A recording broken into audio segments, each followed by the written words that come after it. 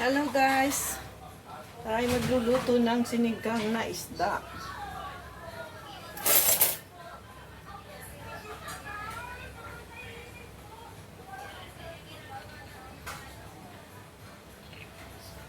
Lalagyan po natin ng patis. Ayan. Ito ang pang-patimpla, pang-lasa, patis. Ayan, mahal po ang kamatis guys, 100 ang kilo. Pati ang sili, sibuyas, lahat po yan mahal guys, kaya tipid-tipid.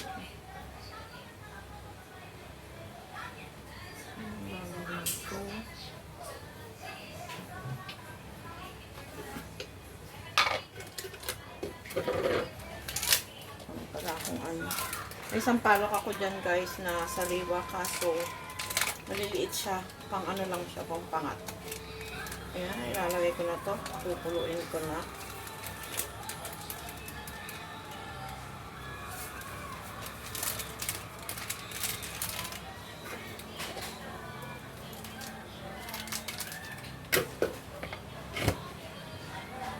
Ito po ay hapunan na namin guys. Maaga kaming kakain ngayon kasi hindi kami kumain ng almusal ngayon. Nagda-diet po. Pakukuluin lang po natin yan. Lagyan na natin na ito.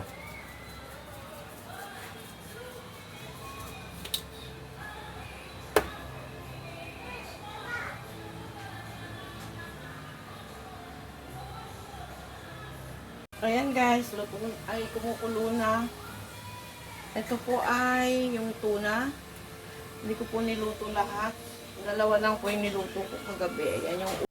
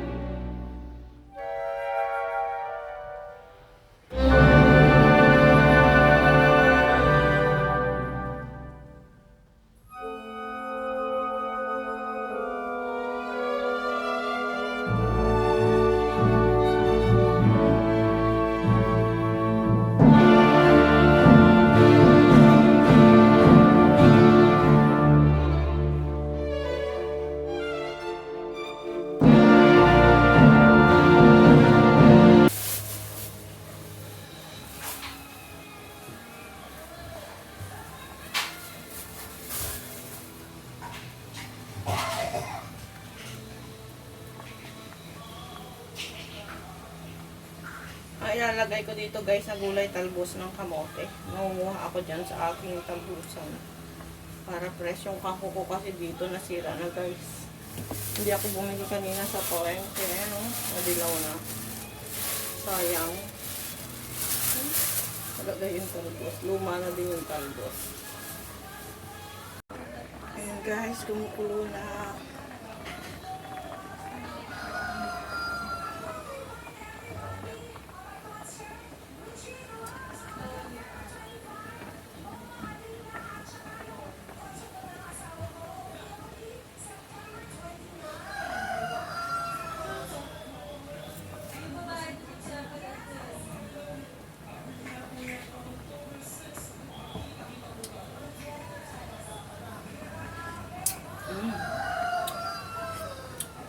Sarap.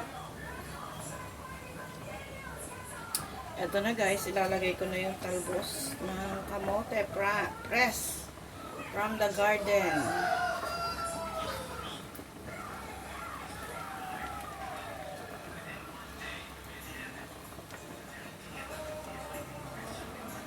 Ayan. Ayan, nakagawa na tayo ng ulam.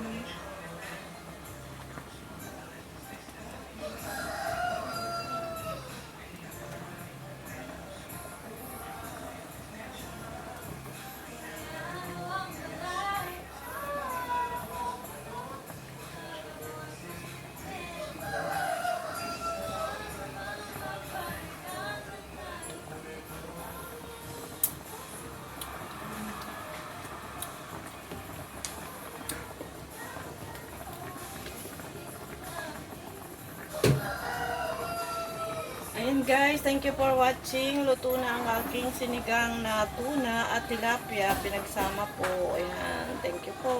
Salamat. Ayan guys, luto na ang aking sinigang na tuna at tilapia. Pinagsama ko po dyan. Ang gulay po yan, talbos ng kamote. Ayan.